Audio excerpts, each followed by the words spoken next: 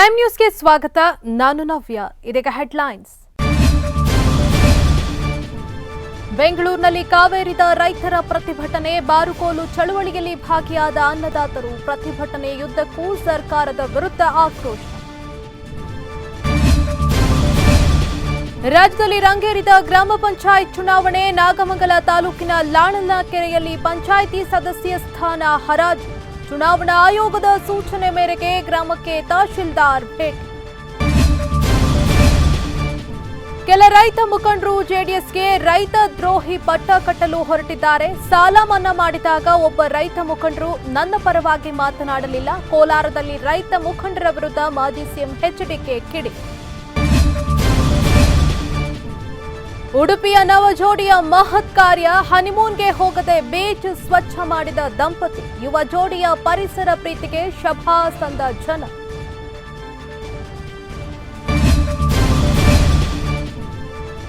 ಧೋನಿ ರೈನಾ ಹಾದಿ ತುಳಿದ ಪಾರ್ಥಿವ್ ಪಟೇಲ್, 18 ವರ್ಷಗಳ ಸುದೀರ್ಘ ವೃತ್ತಿ ಜೀವನಕ್ಕೆ ಗುಡ್ ಬೈ.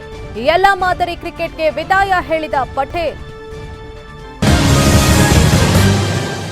ಕರ್ನಾಟಕದ ಕೃಷಿ ಕಾಯ್ದೆ ವಿರೋಧಿಸಿ ರೈತರ ಪ್ರತಿಭಟನೆಯ ಕಾವು ಹೆಚ್ಚಾಗ್ತಾ ಇದೆ. ಭೂ ಸುಧಾರಣಾ ತಿದ್ದುಪಡಿ ಕಾಯ್ದೆ ಹಾಗೂ ಎಪಿಎಂಸಿ ಕಾಯ್ದೆ ಒಳಗೊಂಡಂತೆ ರೈತ ವಿರೋಧಿ ಕೃಷಿ ಕಾನೂನುಗಳ ವಿರುದ್ಧ ರೈತರು ಬಾರುಕೋಲು ಹಾಗೂ ಶಾಲು ಪ್ರತಿಭಟನೆ ನಡೆಸಿದ್ರು. ರೈತರ ಪರವಾಗಿ ರೈತ ಸಂಘಟನೆಗಳ ಜೊತೆಗೆ ಇತರೆ ಸಂಘಟನೆಗಳು ಕೂಡ ಇಂದು ಬೀದಿಗೆ ಇಳಿದಿದ್ವು. ಸಾಕಷ್ಟು ಸಂಖ್ಯೆಯಲ್ಲಿ ರೈತರು ಪ್ರತಿಭಟನೆಯಲ್ಲಿ ಭಾಗಿಯಾಗಿದ್ರು. ಕೆಲ ರೈತ ಮುಖಂಡರು ಜೆಡಿಎಸ್ ಪಕ್ಷಕ್ಕೆ ರೈತ ದ್ರೋಹಿ ಎನ್ನುವ ಪಟ್ಟ ಕಟ್ಟಲು ಹೊರಟಿದ್ದಾರೆ. ಸಾಲ ಮನ್ನಾ ಮಾಡಿದಾಗ ಒಬ್ಬ ರೈತ ಮುಖಂಡರು ನನ್ನ ಪರವಾಗಿ ಮಾತನಾಡಲಿಲ್ಲ ಎಂದು ಕೋಲಾರದಲ್ಲಿ ಮಾಜಿ ಸಿಎಂ ಕುಮಾರಸ್ವಾಮಿ ರೈತ ಸಂಘಟನೆ ಮುಖಂಡರ ವಿರುದ್ಧ ಕಿಡಿಕಾರಿದ್ದಾರೆ. ಕೋಲಾರದಲ್ಲಿ ಜೆಡಿಎಸ್ ನೂತನ ಕಟ್ಟಡ ಶಂಕುಸ್ಥಾಪನೆಗೆ ಆಗಮಿಸಿದ ಮಾಜಿ ಸಿಎಂ ಕುಮಾರಸ್ವಾಮಿ ಅವರು ಕೆ ಶ್ರೀನಿವಾಸ್ ಗೌಡ ಅವರ ಮನೆಯಲ್ಲಿ ಮಾಧ್ಯಮದ ಜೊತೆಗೆ ಮಾತನಾಡಿದ್ರು. ಈ ವೇಳೆ ಮಾತನಾಡಿದಂತವರು, ಭೂ ಸುಧಾರಣೆ ಮಸೂದೆ ತಂದಾಗ ನಾನು ದೇವೇಗೌಡರು ಬಿಲ್ ವಿರೋಧಿಸಿದ್ದು ನಿಜ. ಕಳೆದ ಅಧಿವೇಶನದಲ್ಲಿ ಕೆಲ ಬದಲಾವಣೆ ತರೋದಕ್ಕೆ ಸಲಹೆಯನ್ನ ನೀಡಿದ್ದೆ. ಬಿಲ್ನಲ್ಲಿ ನಾನು ನೀಡಿದ ಸಲಹೆಯಂತೆ ಬದಲಾವಣೆ ಮಾಡಿದ್ದಾರೆ ಎಂದು ಭೂ ಸುಧಾರಣಾ ಕಾಯ್ದೆಯನ್ನ ಸಮರ್ಥಿಸಿಕೊಂಡ್ರು. ಆ ನಾಯಕರುಗಳಿಗೆ ಕೇಳಲಿಕ್ಕೆ ಬಯಸ್ತೀನಿ, ರೈತ ಸಂಘದ ಮುಖಂಡರಿಗೆ, ಇದೇ ಕುಮಾರಸ್ವಾಮಿ ಮುಖ್ಯಮಂತ್ರಿಯಾಗಿ ಸುಮಾರು 25,000 ಕೋಟಿ ಹಣವನ್ನು ರೈತರ ಸಾಲ ಮನ್ನಾಗೆ ಹಣ ಬಿಡುಗಡೆ ಮಾಡಿದಾಗ ಯಾವ ರೈತ ಸಂಘದ ಮುಖಂಡರುಗಳು ಕುಮಾರಸ್ವಾಮಿಯವರಿಂದ ರೈತರಿಗೆ ಅನುಕೂಲ ಆಯಿತು ಅಂತ ಹೇಳಲಿಲ್ಲ. ಇವತ್ತು ಸರ್ಟಿಫಿಕೇಟ್ ಅನ್ನು ಕೊಡ್ತಾ ಇದ್ದೀರಿ. ಮೊದಲು ಈ ಒಂದು ಭೂ ಕಾಯ್ದೆಯ ತಿದ್ದುಪಡಿಯ ಬಗ್ಗೆ ವಿಷಯವನ್ನು ತಿಳ್ಕೊಳ್ಳಿ ಅಂತಕ್ಕಂಥ ಹೇಳಲಿಕ್ಕೆ ಬಯಸ್ತೇನೆ. ನಾನು ಪ್ರಾರಂಭಿಕ ಹಂತದಲ್ಲಿ ಸನ್ಮಾನ್ಯ ದೇವೇಗೌಡರು ನಾನು ಇಬ್ಬರು ಈ ವಿಧೇಯಕವನ್ನು, ಈ ತಿದ್ದುಪಡಿಯನ್ನು ವಿರೋಧ ಮಾಡಿದ್ವು. ನಂತರ ನಾವು ಇದರಲ್ಲಿ ಬದಲಾವಣೆ ಮಾಡಲಿಕ್ಕೆ ಕಾರಣ, ಕಳೆದ ವಿಧಾನಸಭೆಯ ಕಲಾಪದಲ್ಲಿ ನಾನು ಕೆಲವು ಸಲಹೆಗಳನ್ನು ಈ ತಿದ್ದುಪಡಿಯ ಬಗ್ಗೆ ಇರತಕ್ಕಂಥ ಮಾರಕ ಅಂಶಗಳ ಬಗ್ಗೆ ಸರ್ಕಾರದ ಗಮನ ಸೆಳೆದಾಗ ಸರ್ಕಾರ ಕೆಲವು ತಿದ್ದುಪಡಿಯನ್ನು ಕೈ ಬಿಡ್ತಕ್ಕಂಥದ್ದಕ್ಕೆ ತೀರ್ಮಾನ ಮಾಡಿದ್ದಾರೆ. ರೈತರ ಹೋರಾಟಕ್ಕೆ ನಮ್ಮ ಸಂಪೂರ್ಣ ಸಹಕಾರ ಇದೆ. ನಾವು ಕೇಂದ್ರದ ಧೋರಣೆ ಖಂಡಿಸುತ್ತೇವೆ ಎಂದು ಮಾಜಿ ಸಚಿವ ಯುಟಿ ಖಾದರ್ ಹೇಳಿದ್ದಾರೆ. ವಿಧಾನಸೌಧದಲ್ಲಿ ಮಾತನಾಡಿದ ಅವರು, ಪ್ರತಿಭಟನಾ ನಿರತ ರೈತರ ಮೇಲೆ ದಬ್ಬಾಳಿಕೆ ಮಾಡ್ತಿದ್ದಾರೆ. ಕನಿಷ್ಠ ಅವರನ್ನ ಕರೆದು ಮಾತನಾಡುವಂತಹ ಸೌಜನ್ಯ ಸಹ ಇಲ್ಲ. ಜೆಡಿಎಸ್ ರೈತರ ಪರ ಇದ್ದೇವೆ ಅಂತ ಹೇಳ್ತಾರೆ. ನಿನ್ನೆ ಬಿಜೆಪಿ ಜೊತೆ ಸೇರಿ ಭೂ ಸುಧಾರಣಾ ತಿದ್ದುಪಡಿ ಕಾಯ್ದೆ ಪರಿಷತ್ನಲ್ಲಿ ಒಪ್ಪಿಗೆ ಸೂಚಿಸಿದ್ದಾರೆ. ಜೆಡಿಎಸ್ ಡಬಲ್ ಸ್ಟ್ಯಾಂಡ್ ತೆಗೆದುಕೊಂಡಿದ್ದಾರೆ, ಸ್ವಾರ್ಥ ರಾಜಕಾರಣ ಮಾಡಿದ್ದಾರೆ ಎಂದು ಯುಟಿ ಖಾದರ್ ಜೆಡಿಎಸ್ ವಿರುದ್ಧ ಅಸಮಾಧಾನ ಹೊರಹಾಕಿದ್ದಾರೆ. ಪ್ರತಿಭಟನಾ ರೈತರು ಬಂದಿದ್ದಾರೆ, ಅವರ ಮೇಲೆ ದಬ್ಬಾಳಿಕೆ ಮತ್ತು ಕನಿಷ್ಠ ಕರೆದು ಮಾತಾಡುವಂಥ ಒಂದು ಮನೋಭಾವ ಕೂಡ ಇವತ್ತು ಸರ್ಕಾರಕ್ಕೆ ಇಲ್ಲ. ರೈತರು ಇವತ್ತು ಏನು ಕೇಳ್ತಾ ಇದ್ದಾರೆ, MSP ನಮಗೆ ರೈಟಿಂಗಲ್ಲಿ ಕೊಡಿ, ನಿಮ್ಮ ಯಾವುದೇ ಮಾತನ್ನು ಇವತ್ತು ನಂಬುವುದಿಲ್ಲ. ಎಷ್ಟು ನಾಚಿಕೆ ಇರ್ತದೆ ನೋಡಿ, ಒಂದು ಪ್ರೈಮ್ ಮಿನಿಸ್ಟರ್ದ ಮಾತನ್ನು.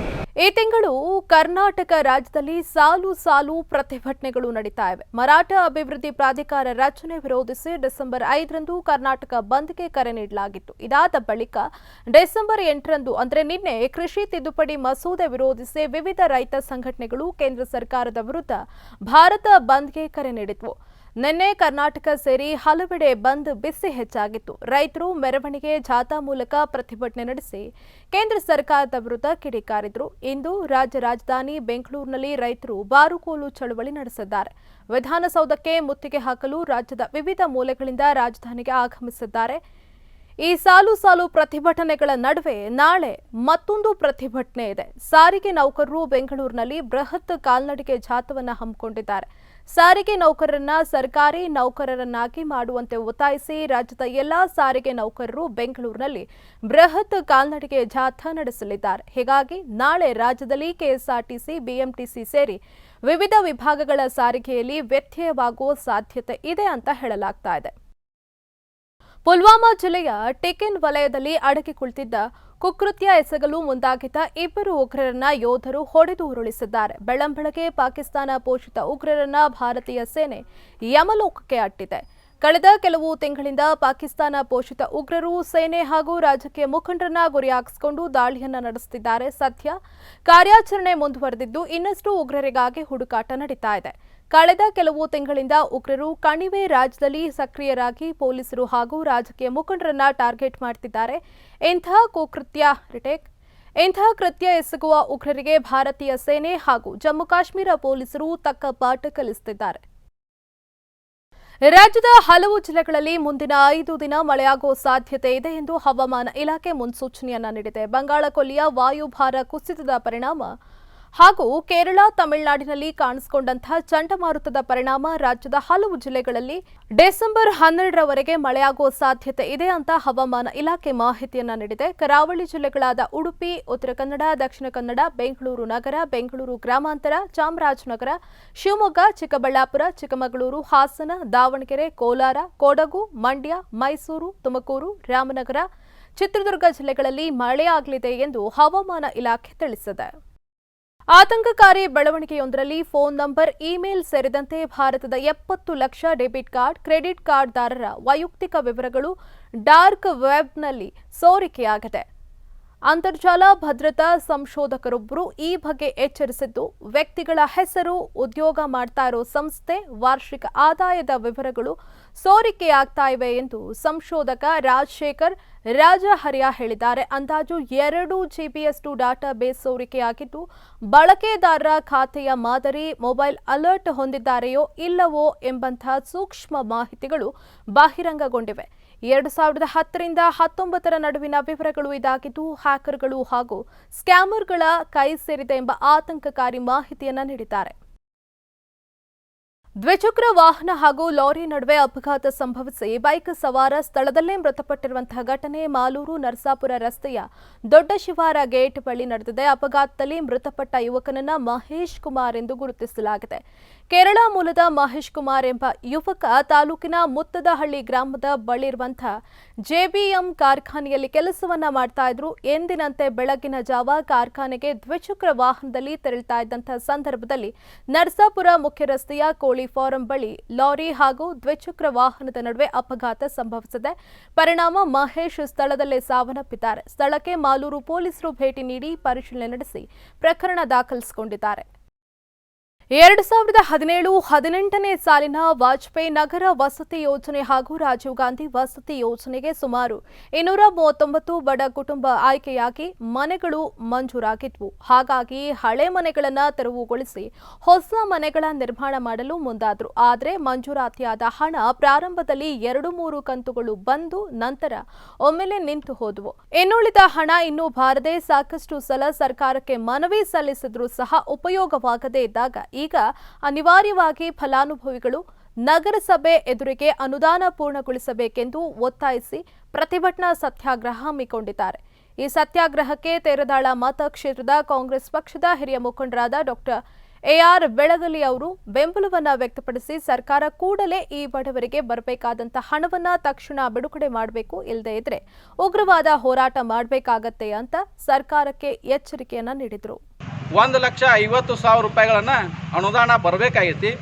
ಅದು ಇಲ್ಲಿವರೆಗೆ 224 ಫಲಾನುಭವಿಗಳಿಗೆ ಯಾವುದೇ 1 ರೂಪಾಯಿ ಬರದೇ ಇದ್ದ ಕಾರಣ ನಾವು ಹಲವಾರು ಬಾರಿ ಸರ್ಕಾರಕ್ಕೂ ಮನವಿ ಮಾಡಿಕೊಂಡಿದ್ದೀವಿ, ಆಗಿನ ಸಚಿವರಿಗೂ ಮನವಿ ಮಾಡ್ಕೊಂಡಿದ್ದೀವಿ, ವಸತಿ ಸಚಿವರಿಗೂ ಮನವಿ ಮಾಡ್ಕೊಂಡಿದ್ದೀವಿ, ಮತ್ತು ಇಲ್ಲಿಯ ಸ್ಥಳೀಯ ಶಾಸಕರಿಗೂ ನಾವು ಮನವಿಯನ್ನು ಕೊಟ್ಟಿದ್ದೀವಿ ಹಲವಾರು ಬಾರಿ, ಮತ್ತು ಇನ್ನೂ ಅದರ ನಿಗಮ ಮಂಡಳಿಗಳಿಗೆ ಕೊಟ್ಟಿದ್ದೀವಿ.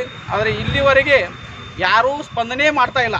ಇದು ಅಧಿವೇಶನದೊಳಗರೆ ಚರ್ಚೆ ಮಾಡಲಿ ಅಥವಾ ಅವ್ರು ಮಾಡದೇ ಇರಲಿ, ಈ ಫಲಾನುಭವಿಗಳಿಗೆ ದುಡ್ಡು ಹಾಕಲೇಬೇಕು. ಹಾಕದೇ ಇದ್ದರೆ ಮುಂದಿನ ರೂಪುರೇಷೆಗಳನ್ನು ನಾವು ಬೇರೆ ರೀತಿಯಲ್ಲಿ ತೋರಿಸಬೇಕಾಗತ್ತೆ ಅಂತ ಹೇಳಿ ಎಚ್ಚರಿಕೆ ಕೊಡ್ತಾ ಇದ್ದೀವಿ. ಏನು ಮಾಡ್ಬೇಕು ಹೇಳ್ರಿ, ಅವ್ರಿಗೆ ಏನೂ ಇಲ್ಲ, ಅವ್ರಿಗೆ ಏನೇನೂ ಸಾಧ್ಯ ಇಲ್ಲ. ಅವ್ರಿಗೆ ಮೊದಲು ಮನೆ ಕೊಡಬೇಕು, ಹಿಂದಾಡಿಸಿ ಉಳಿದದ್ದೆಲ್ಲ ಮಾಡಬೇಕು. ಮನೆ ಇಲ್ಲಾಂದ್ರೆ ಯಾರೂ ಏನೂ ಮಾಡೋಕ್ಕೆ ಸಾಧ್ಯ ಇಲ್ಲ. ನಾವು ಒಂದು ಹೊತ್ತು ಊಟ ಇಲ್ಲದ್ರು ನಡೀತೈತಿ, ನೀರು ಕುಡಿದಿರ್ಬೋದು. ಮನೆ ಇಲ್ಲಾಂದ್ರೆ ಎಲ್ಲಿರ್ಬೇಕಿಂತ ಬಿಸಿಲಾಗಿ ಕೆಟ್ಟ ತಂಡೆಗೆ ಎಲ್ಲಿರ್ಬೇಕು ಅವರು.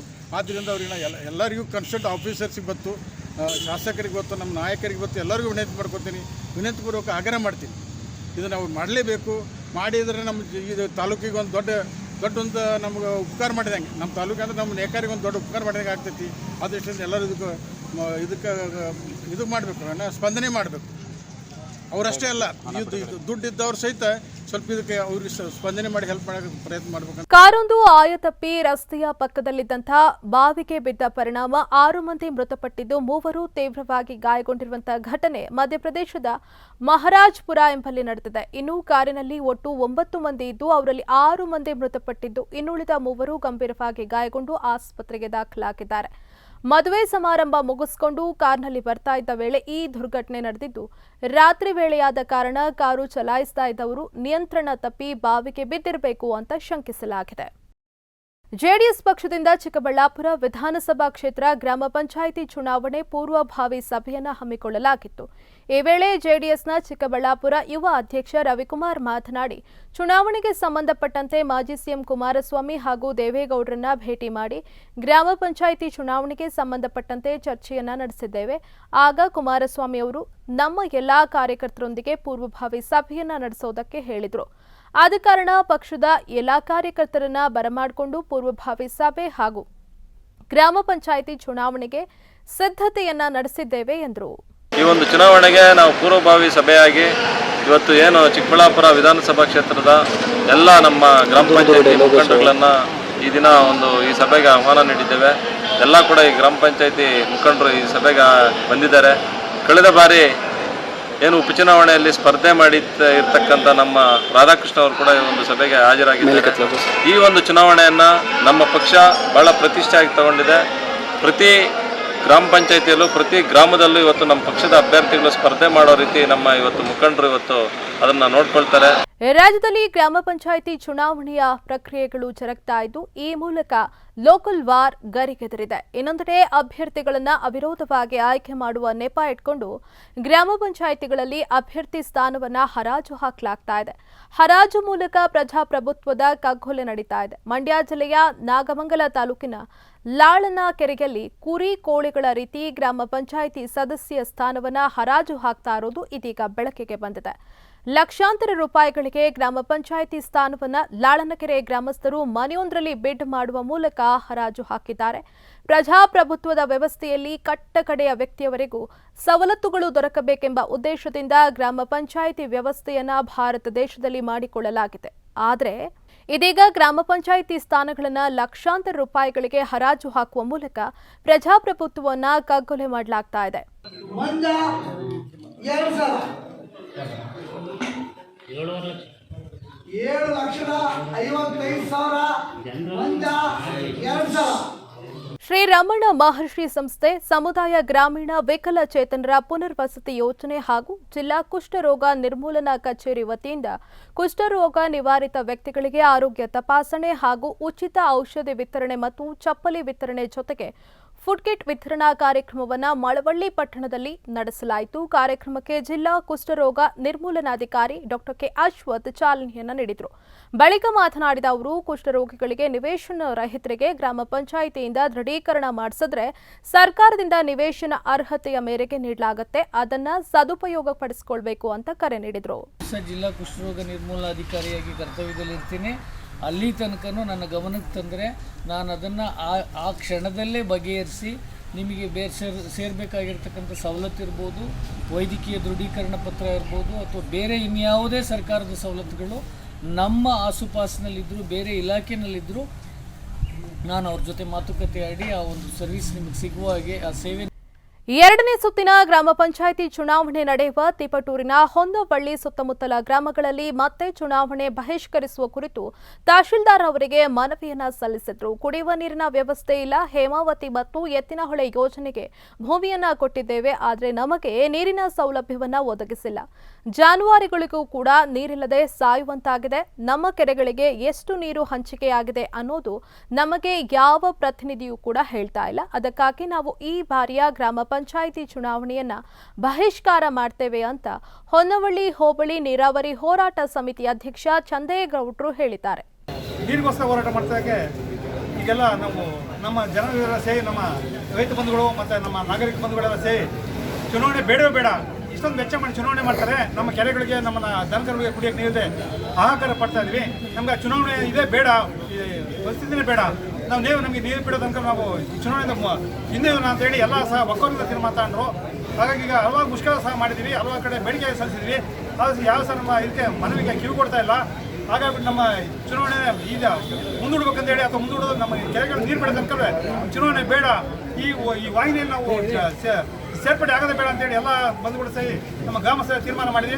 ಗ್ರಾಮ ಪಂಚಾಯಿತಿ ಚುನಾವಣೆ ಹಿನ್ನೆಲೆ ಮೊಳಕಾಲ್ಮೂರು ಪೊಲೀಸ್ ಠಾಣೆ ಆವರಣದಲ್ಲಿ ಬೆಳ್ಳಂಬೆಳಗ್ಗೆ circle inspector GP Umesh rowdy ಶೀಟರ್ಗಳಿಗೆ ಖಡಕ್ ವಾರ್ನಿಂಗ್ ಕೊಟ್ಟಿದ್ದಾರೆ. ಚುನಾವಣೆ ಸಂದರ್ಭದಲ್ಲಿ ಯಾವುದೇ ಅಹಿತಕರ ಘಟನೆಯನ್ನ ಮಾಡುವಂತಿಲ್ಲ, ನೀವೀಗ ಐಸಿಯುನಲ್ಲಿದ್ದೀರಾ, ವೆಂಟಿಲೇಟರ್ ತೆಗೆಯೋದು ನಮ್ಮ ಕೈಯಲ್ಲೇ ಇದೆ, ನಿಮ್ಮಿಂದ ಯಾವುದೇ ದುಷ್ಕೃತ್ಯಗಳು ನಡೆದರೂ ಇಲ್ಲಿಂದ ಗಡೀಪಾರು ಮಾಡ್ತೇನೆ ಅಂತ ಖಡಕ್ ವಾರ್ನಿಂಗ್ ಕೊಟ್ಟಿದ್ದಾರೆ. Wicket keeper batsman Parthiv Patel ಎಲ್ಲಾ ರೀತಿಯ ಆಟದಿಂದ ನಿವೃತ್ತಿ ಘೋಷಿಸುವ ಮೂಲಕ 18 ವರ್ಷಗಳ ಸುದೀರ್ಘ ಅವಧಿಯ ವೃತ್ತಿ ಜೀವನವನ್ನು ಅಂತ್ಯಗೊಳಿಸಿದ್ದಾರೆ. 35 ವರ್ಷದ ಪಾರ್ಥಿವ್ 25 ಟೆಸ್ಟ್, 38 ಏಕದಿನ ಹಾಗೂ 2 ಟಿ20 ಪಂದ್ಯಗಳಲ್ಲಿ ಭಾರತ ಪರವಾಗಿ ಕಾಣಿಸಿಕೊಂಡಿದ್ದಾರೆ. ದೇಶೀಯ ಕ್ರಿಕೆಟ್ನಲ್ಲಿ ಗುಜರಾತ್ ಪರ 194 ಪ್ರಥಮ ದರ್ಜೆ ಪಂದ್ಯಗಳಲ್ಲಿ ಆಡಿದ್ರು. 2002ರಲ್ಲಿ ಭಾರತ ತಂಡಕ್ಕೆ ಪಾದಾರ್ಪಣೆ ಮಾಡಿದ ಅವರು ಟೆಸ್ಟ್ನಲ್ಲಿ ಅತೀ ಕಿರಿಯ ವಿಕೆಟ್ ಕೀಪರ್ ಎಂಬ ಗೌರವಕ್ಕೆ ಪಾತ್ರರಾಗಿದ್ದವರು. ತಮ್ಮ ವೃತ್ತಿ ಜೀವನದಲ್ಲಿ ಉತ್ತಮ ಆರಂಭವನ್ನ ಪಡೆದ್ರು. 2004ರಲ್ಲಿ ದಿನೇಶ್ ಕಾರ್ತಿಕ್ ಮತ್ತು ಮಹೇಂದ್ರ ಸಿಂಗ್ ಧೋನಿ ಅವರ ಆಗಮನದಿಂದ ಪಟೇಲ್ ತಮ್ಮ ಸ್ಥಾನವನ್ನ ಕಳೆದುಕೊಂಡರು. 2004ರ ನವೆಂಬರ್ನಲ್ಲಿ ಅಹಮದಾಬಾದ್ನಲ್ಲಿ ನಡೆದಂತಹ ಮೊದಲ ರಣಜಿ ಟ್ರೋಫಿ ಪಂದ್ಯದಲ್ಲಿ ಅವರು ಟೆಸ್ಟ್ ಕ್ರಿಕೆಟ್ಗೆ ಪಾದಾರ್ಪಣೆ ಮಾಡಿದರು. ಅರ್ಜೆಂಟೀನಾ ಫುಟ್ಬಾಲ್ ತಂಡವನ್ನು ವಿಶ್ವ ಚಾಂಪಿಯನ್ ಮಾಡಿದ ಫುಟ್ಬಾಲ್ ದಂತಕತೆ ಮರಡೋನಾ ಕಳೆದ ತಿಂಗಳು ಜಗತ್ತಿಗೆ ವಿದಾಯ ಹೇಳಿದ್ರು. ಇದೀಗ ಆ ದಿಗ್ಗಜ ಫುಟ್ಬಾಲ್ ಆಟಗಾರನ ಸ್ಮರಣಾರ್ಥ ಕೇರಳದ ಉದ್ಯಮಿಯೊಬ್ಬರು ಮ್ಯೂಸಿಯಂ ನಿರ್ಮಿಸುವುದಕ್ಕೆ ಹೊರಟಿದ್ದಾರೆ. ಈ ಕುರಿತು ಹೇಳಿಕೆ ನೀಡಿರುವ ಉದ್ಯಮಿ ಡಿಯಾಗೋ ಮರಡೋನಾ ಸ್ಮರಣಾರ್ಥ ಅಂತಾರಾಷ್ಟ್ರೀಯ ಮಟ್ಟದ ಸಂಗ್ರಹಾಲಯ ಸಿದ್ಧಪಡಿಸಲಾಗುವುದು ಮತ್ತು ಅದರಲ್ಲಿ ಈ ದಿಗ್ಗಜ ಆಟಗಾರನ ಚಿನ್ನದ ಮೂರ್ತಿ ಮುಖ್ಯ ಆಕರ್ಷಣೆಯಾಗಿರಲಿದೆ ಅಂತ ಅವರು ಹೇಳಿದ್ದಾರೆ. ತೆಲುಗು ನಟರೊಬ್ಬರು ನಟ ವಿಷ್ಣುವರ್ಧನ್ ಬಗ್ಗೆ ಅವಹೇಳನಕಾರಿಯಾಗಿ ಮಾತನಾಡಿ ವಿವಾದ ಉಂಟು ಮಾಡಿದ್ದಾರೆ. ಈ ಮಾತನ್ನ ಕೇಳಿ ವಿಷ್ಣುವರ್ಧನ್ ಅಭಿಮಾನಿಗಳು ಕೋಪಗೊಂಡಿದ್ದಾರೆ. ಇದೀಗ ವಿಷ್ಣು ಅಭಿಮಾನಿಗಳು ನ್ಯಾಯಕ್ಕಾಗಿ ವಾಣಿಜ್ಯ ಮಂಡಳಿಯ ಮೆಟ್ಟಿಲೇರಿದ್ದಾರೆ. ಈ ಘಟನೆಯ ಸಂಬಂಧ ವಾಣಿಜ್ಯ ಮಂಡಳಿಯಲ್ಲಿ ದೂರು ನೀಡಿದ್ದು ನಟನ ವಿರುದ್ಧ ಕ್ರಮ ಜರುಗಿಸಿ ಎಂದು ಮನವಿಯನ್ನ ಮಾಡಲಾಗಿದೆ. ತೆಲುಗು ಹಿರಿಯ ನಟ ವಿಜಯ್ ರಂಗರಾಜು ಮಾಧ್ಯಮವೊಂದಕ್ಕೆ ನೀಡಿರುವಂತಹ ಸಂದರ್ಶನದಲ್ಲಿ ವಿಷ್ಣುವರ್ಧನ್ ಅವರ ಬಗ್ಗೆ ಬಹಳ ಕೆಟ್ಟದಾಗಿ ಮಾತನಾಡಿದ್ದಾರೆ. ಇದು ಸಹಜವಾಗಿಯೇ ಕನ್ನಡ ಅಭಿಮಾನಿಗಳು ಮತ್ತು ಸಾಹಸ ಸಿಂಹ ಅವರ ಅಭಿಮಾನಿಗಳನ್ನ ಕೆರಳಿಸಿದೆ. ಮುತ್ತೈದೆ ಭಾಗ್ಯ ಸಿನಿಮಾದ ಶೂಟಿಂಗ್ ಕಂಠೀರವ ಸ್ಟುಡಿಯೋದಲ್ಲಿ ನಡೀತಾ ಇತ್ತು. ಅಲ್ಲಿ ನಾನು ಹೋದಾಗ ನನ್ನನ್ನ ಹೊರಗೆ ಕಳಿಸೋಕೆ ಹೇಳಿದ್ರು ವಿಷ್ಣುವರ್ಧನ್ ಎಂದಿದ್ರು. ಯಾಕೆ ಕಳಿಸ್ಬೇಕು ಅಂದಾಗ ಡಿಸ್ಟರ್ಬ್ ಆಗುತ್ತೆ ಅಂದಿದ್ರು. ವಿಷ್ಣುವರ್ಧನ್ ಅವರಿಗೆ ಸ್ವಲ್ಪ ಲೇಡೀಸ್ ವೀಕ್ನೆಸ್ ಇತ್ತು ಅಂತ ವಿಜಯ್ ರಂಗರಾಜು ಹೇಳಿದ್ದಾರೆ. ಎಸ್ ರಾಜಮೌಳಿ ನಿರ್ದೇಶನದಲ್ಲಿ RR ಸಿನಿಮಾ ತಯಾರಾಗ್ತಾ ಇದೆ. ಈ ಚಿತ್ರದಲ್ಲಿ ನಟಿ ಆಲಿಯಾ ಭಟ್ ಅಭಿನಯಿಸ್ತಾ ಇದ್ದಾರೆ. ಆದ್ರೀಗ ಆಲಿಯಾ ಭಟ್ ಜೊತೆಗೆ ಅವರ ಸಿಬ್ಬಂದಿ ಕೂಡ ಸುದ್ದಿಗೆ ಗ್ರಾಸವಾಗಿದ್ದಾರೆ. ಯಾಕೆ ಗೊತ್ತಾ? ಈ ಸ್ಟೋರಿ ನೋಡಿ.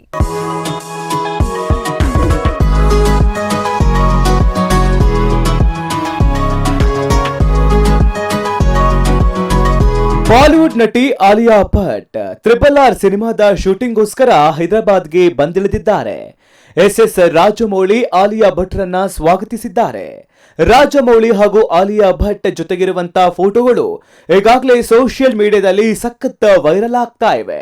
ಈ ನಡುವೆ ಆಲಿಯಾ ಭಟ್ ಅವರ ಜೊತೆ ಕೆಲಸ ಮಾಡ್ತಾ ಇರುವವರಿಗೆ ಭಾರಿ ಹಣ ನೀಡಲಾಗ್ತಾ ಇದೆಯಂತೆ ಎಂಬ ಸುದ್ದಿ ಕೂಡ ಹೊರಬಂದಿದ್ದು, ಎಷ್ಟು ಕೊಡಬಹುದು ಎನ್ನುವ ಲೆಕ್ಕಾಚಾರದಲ್ಲಿ ಸಿನಿಮಾ ಮಂದಿ ಮಾತನಾಡ್ಕೊಳ್ತಾ ಇದ್ದಾರೆ.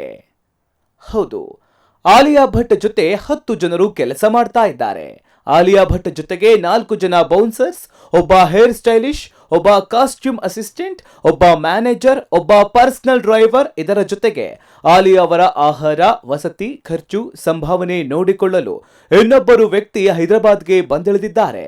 ಇವರೆಲ್ಲರಿಗೂ ಪ್ರತಿದಿನ 1 ಲಕ್ಷ ರೂಪಾಯಿಯಂತೆ ನೀಡಲಾಗ್ತಾ ಇದೆ ಅಂತ ಹೇಳಲಾಗ್ತಾ ಇದೆ. ಅಂದ್ರೆ 10 ಜನರಿಗೆ 10 ಲಕ್ಷ ರೂಪಾಯಿ. ಹೀಗಾಗಿ ಆಲಿಯಾ ಭಟ್ಗೆ ದೊಡ್ಡ ಮೊತ್ತದ ಸಂಭಾವನೆ ನೀಡಿರುವುದಂತೂ ಖಚಿತ ಎನ್ನಲಾಗ್ತಾ ಇದೆ. ಇನ್ನು RRR ಸಿನಿಮಾದ ಶೂಟಿಂಗ್ 2018ರಲ್ಲಿ ಹೈದರಾಬಾದ್ನಲ್ಲಿ ಆರಂಭವಾಗಿತ್ತು. ಮೆಗಾಸ್ಟಾರ್ ಚಿರಂಜೀವಿ ಈ ಚಿತ್ರಕ್ಕೆ ಕ್ಲಾಪ್ ಹೊಡೆದು ಚಾಲನೆ ನೀಡಿದ್ರು. RRR ಸಿನಿಮಾದಲ್ಲಿ Ram Charan, junior NTR, Olivia Morris, Shreya Sharan, Ajay Devgan ಮುಂತಾದ ನಟರು ಅಭಿನಯ ಮಾಡ್ತಾ ಇದ್ದಾರೆ. ನಟ ರಾಮ್ ಚರಣ್ RRR ಸಿನಿಮಾದಲ್ಲಿ ಅಲ್ಲೂರಿ ಸೀತಾರಾಮರಾಜು ಪಾತ್ರದಲ್ಲಿ ಕಾಣಿಸಿಕೊಂಡಿದ್ದಾರೆ. ರಾಮ್ ಚರಣ್ಗೆ ಜೋಡಿಯಾಗಿ ಆಲಿಯಾ ಭಟ್ ಅವರು ಸೀತೆಯ ಪಾತ್ರದಲ್ಲಿ ಕಾಣಿಸಿಕೊಳ್ತಾ ಇದ್ದಾರೆ. ಇನ್ನು ಜೂನಿಯರ್ NTR ಅವರು ಕೋಬ್ರಾ ಭೀಮ್ ಪಾತ್ರ ಪೋಷಾಕು ಧರಿಸಿದ್ದಾರೆ. ಈಗಾಗಲೇ NTR ಹಾಗೂ ರಾಮ್ ಚರಣ್ ಪಾತ್ರಗಳನ್ನ ರಾಜಮೌಳಿ ಅವರು ವಿಡಿಯೋ ಮೂಲಕ ರಿವೀಲ್ ಮಾಡಿದ್ದಾರೆ. ಕೊರೋನಾ ವೈರಸ್ನಿಂದಾಗಿ ಈ ಚಿತ್ರ ರಿಲೀಸ್ ಆಗುವುದು ಬಹಳ ತಡವಾಗಬಹುದು. 500 ಕೋಟಿ ರೂಪಾಯಿ ಮೊತ್ತದಲ್ಲಿ RRR ಸಿನಿಮಾ ತಯಾರಾಗ್ತಾ ಇದೆ. ಒಟ್ಟಿನಲ್ಲಿ RRR ಸಿನಿಮಾದಿಂದ ಆಲಿಯಾ ಭಟ್ ಔಟ್, ನಟನೆ ಮಾಡುವುದಿಲ್ಲ, ಅವರ ಬದಲಿಗೆ ಬೇರೆ ನಟಿ ನಟಿಸ್ತಾರೆ ಅಂತ ಸಾಕಷ್ಟು ಸುದ್ದಿ ಓಡಾಡ್ತಾ ಇತ್ತು. ಆದ್ರೆ ಇದೀಗ ಆ ಎಲ್ಲಾ ಗೊಂದಲಕ್ಕೆ ತೆರೆ ಬಿದ್ದಿದ್ದು ಅವರು ರಾಜಮೌಳಿ ಸಿನಿಮಾದಲ್ಲಿ ಅಭಿನಯ ಮಾಡುವುದು ಪಕ್ಕಾ ಆಗಿದೆ. ಅದರಂತೆ ಅವರ ವೈಯಕ್ತಿಕ ಸಿಬ್ಬಂದಿಗಳಿಗೆ ದಿನಕ್ಕೆ ನೀಡುವ ಹಣವು ಸದ್ಯ ಸುದ್ದಿ ಮಾಡ್ತಾ ಇದೆ. ಹೀಗಾಗಿ ತೆರೆಯ ಮೇಲೆ ಚಿತ್ರ ಯಾವಾಗ ಬರುತ್ತೆ ಅಂತ ಅಭಿಮಾನಿಗಳು ಕಾದು ಕುಳಿತಿದ್ದಾರೆ. News desk, express TV. ಈಗೆಲ್ಲ ಮದುವೆ ಫಿಕ್ಸ್ ಆದ್ರೆ ಸಾಕು, ಹನಿಮೂನ್ಗೆ ಎಲ್ಲಿ ಹೋಗೋದು ಅಂತ ಜೋಡಿ ಮೊದಲು ಪ್ಲಾನ್ ಮಾಡೋದಕ್ಕೆ ಶುರು ಮಾಡ್ತಾರೆ. ಆದ್ರೆ ಎಲ್ಲರೂ ಹಾಗಿರಲ್ಲ ಅನ್ನೋದಕ್ಕೆ ಈ ಜೋಡಿ ಸಾಕ್ಷಿ. ಈಗಷ್ಟೇ ಮದುವೆಯಾದ ಈ ನವ ದಂಪತಿ ಹನಿಮೂನ್ಗೆ ಹೋಗದೆ ಒಂದೊಳ್ಳೆ ಕೆಲಸ ಮಾಡಿದ್ದಾರೆ. ಹಾಗಾದ್ರೆ ಅವ್ರು ಏನ್ ಮಾಡಿದ್ದಾರೆ ಬನ್ನಿ ನೋಡೋಣ.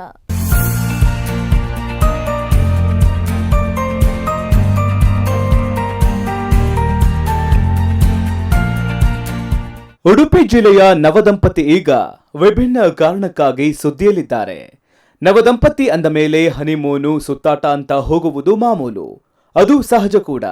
ಆದರೆ ಉಡುಪಿ ಜಿಲ್ಲೆಯ ಬೈಂದೂರಿನ ಅನುದೀಪ್ ಮಿನುಷಾ ದಂಪತಿ ಹನಿಮೂನ್ ಅನ್ನ ಪಕ್ಕಕ್ಕಿಟ್ಟು ಸಾಮಾಜಿಕ ಕಾರ್ಯ ಮಾಡಿ ಶಹಬಾಷ್ ಎನಿಸಿಕೊಂಡಿದ್ದಾರೆ. ಅಂದ ಹಾಗೆ ವಿಷಯ ಏನಪ್ಪಾ ಅಂದ್ರೆ, ಬೈಂದೂರು ತಾಲೂಕಿನ ಕಳವಾಡಿಯ ಅನುದೀಪ್ ಹೆಗಡೆ ಹಾಗೂ ಮಿನುಷಾ ಕಾಂಚನ್ ದಂಪತಿ ತಮ್ಮ ಮದುವೆಯ ನೆನಪನ್ನ ಸ್ಮರಣೀಯಗೊಳಿಸಲು ಯೋಚಿಸಿದಾಗ ಅವರಿಗೆ ಹೊಳೆದ ಐಡಿಯಾ ಬೀಚ್ ಸ್ವಚ್ಛ ಮಾಡುವುದು. ಅನುದೀಪ್ ಹೆಗಡೆ ವೃತ್ತಿಯಲ್ಲಿ digital marketer, Minusha pharmaceutical company ಉದ್ಯೋಗಿ. ಇಬ್ಬರು ಪ್ರಕೃತಿ ಪ್ರಿಯರು. 3 ವಾರಗಳ ಹಿಂದೆಯಷ್ಟೇ ಸತಿಪತಿಗಳಾದ ಇವರು ಬೈಂದೂರು ಸಮೀಪದ ಸೋಮೇಶ್ವರ ಬೀಚ್ನಲ್ಲಿ 8 ದಿನಗಳ ಕಾಲ ಸ್ವಚ್ಛತಾ ಕಾರ್ಯವನ್ನ ನಿರ್ವಹಿಸುವ ಮೂಲಕ ಸಾಮಾಜಿಕ ಕಳಕಳಿ ಮೆರೆಯೋದರ ಜೊತೆಗೆ ಯುವಜನತೆಗೆ ಒಳ್ಳೆಯ ಸಂದೇಶವನ್ನ ರವಾನಿಸಿದ್ದಾರೆ. ಇವರ ವಿವಾಹ ನಡೆದದ್ದು ನವೆಂಬರ್ 18ರಂದು. ಮದುವೆಯಾದ ಹೊಸದರಲ್ಲೂ ಇವರು ಎಲ್ಲಿಗೂ ಕೂಡ ಹೋಗಲಿಲ್ಲ. ಕಲುಷಿತಗೊಂಡಿದ್ದ ಕಡಲ ಕಿನಾರೆಯನ್ನ ಸ್ವಚ್ಛಗೊಳಿಸುವ ಕೆಲಸ ಪ್ರಾರಂಭಿಸಿದರು. ನವೆಂಬರ್ 27ರಂದು ಕಡಲ ಕಿನಾರೆಯಲ್ಲಿ ಪ್ರತಿದಿನ 2 ಗಂಟೆಯ ಕಾಲ ಸ್ವತಃ ಸ್ವಚ್ಛತೆಯಲ್ಲಿ ತೊಡಗಿಕೊಂಡಿದ್ದಾರೆ. ತೀರದಲ್ಲಿ ಬಿದ್ದಿದ್ದ ಮದ್ಯದ ಬಾಟಲಿ, ಪ್ಲಾಸ್ಟಿಕ್, ಚಪ್ಪಲಿ ಸಹಿತ ಅನೇಕ ತ್ಯಾಜ್ಯ ಕಸಕಡ್ಡಿಗಳನ್ನ ತೆಗೆದು ಪ್ರಕೃತಿ ಪ್ರೇಮ ಮೆರೆದಿದ್ದಾರೆ. ಮಾತ್ರವಲ್ಲ, ಸ್ಥಳೀಯರಿಗೆ ಉತ್ತಮ ಸಂದೇಶವನ್ನ ನೀಡಿ ಸೈ ಎನಿಸಿಕೊಂಡಿದ್ದಾರೆ. ಈ ದಂಪತಿಯ ಸಾಮಾಜಿಕ ಕಾರ್ಯವನ್ನ ಮೆಚ್ಚಿದ ಸ್ಥಳೀಯರು ತಾವು ಕೈ ಜೋಡಿಸಿ ಕಡಲ ಕಿನಾರೆಯನ್ನ ಸ್ವಚ್ಛಗೊಳಿಸಿದ್ದಾರೆ. ಸದ್ಯ ಉಡುಪಿ ಜಿಲ್ಲೆಯ ನಿಜ ಅರ್ಥದ ಆದರ್ಶ ದಂಪತಿಯಾಗಿ ಅನುದೀಪ್ ಮಿನುಷಾ ಜನರ ಮನದಲ್ಲಿ ನೆಲೆಸಿದ್ದಾರೆ. News desk, express TV. ಕೊನೆಯಲ್ಲಿ ಮತ್ತೊಮ್ಮೆ ಹೆಡ್ಲೈನ್ಸ್. ಬೆಂಗಳೂರಿನಲ್ಲಿ ಕಾವೇರಿದ ರೈತರ ಪ್ರತಿಭಟನೆ, ಬಾರುಕೋಲು ಚಳವಳಿಯಲ್ಲಿ ಭಾಗಿಯಾದ ಅನ್ನದಾತರು. ಪ್ರತಿಭಟನೆಯುದ್ದಕ್ಕೂ ಸರ್ಕಾರದ ವಿರುದ್ಧ ಆಕ್ರೋಶ. ರಾಜ್ಯದಲ್ಲಿ ರಂಗೇರಿದ ಗ್ರಾಮ ಪಂಚಾಯತ್ ಚುನಾವಣೆ, ನಾಗಮಂಗಲ ತಾಲೂಕಿನ ಲಾಳನಕೆರೆಯಲ್ಲಿ ಪಂಚಾಯಿತಿ ಸದಸ್ಯ ಸ್ಥಾನ ಹರಾಜು. ಚುನಾವಣಾ ಆಯೋಗದ ಸೂಚನೆ ಮೇರೆಗೆ ಗ್ರಾಮಕ್ಕೆ ತಹಶೀಲ್ದಾರ್ ಭೇಟಿ. ಕೆಲ ರೈತ ಮುಖಂಡರು ಜೆಡಿಎಸ್ಗೆ ರೈತ ದ್ರೋಹಿ ಪಟ್ಟ ಕಟ್ಟಲು ಹೊರಟಿದ್ದಾರೆ. ಸಾಲ ಮನ್ನಾ ಮಾಡಿದಾಗ ಒಬ್ಬ ರೈತ ಮುಖಂಡರು ನನ್ನ ಪರವಾಗಿ ಮಾತನಾಡಲಿಲ್ಲ. ಕೋಲಾರದಲ್ಲಿ ರೈತ ಮುಖಂಡರ ವಿರುದ್ಧ ಮಾಜಿ ಸಿಎಂ ಎಚ್ಡಿಕೆ ಕಿಡಿ. ಉಡುಪಿಯ ನವ ಜೋಡಿಯ ಮಹತ್ ಕಾರ್ಯ. ಹನಿಮೂನ್ಗೆ ಹೋಗದೆ ಬೀಚ್ ಸ್ವಚ್ಛ ಮಾಡಿದ ದಂಪತಿ. ಯುವ ಜೋಡಿಯ ಪರಿಸರ ಪ್ರೀತಿಗೆ ಶಭಾಸ್ ಅಂದ ಜನ.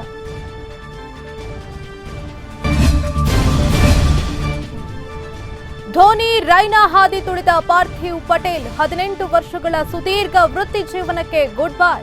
ಎಲ್ಲ ಮಾದರಿ ಕ್ರಿಕೆಟ್ಗೆ ವಿದಾಯ ಹೇಳಿದ ಪಟೇಲ್. ಇದೇ ಈವರೆಗಿನ ಅಪ್ಡೇಟ್ಸ್. ನೇರ ಸುದ್ದಿ ಹಾಗೂ ನಿರಂತರ ಮನರಂಜನೆಗಾಗಿ ನೋಡ್ತಾರೆ ಎಕ್ಸ್‌ಪ್ರೆಸ್ ಟಿವಿ.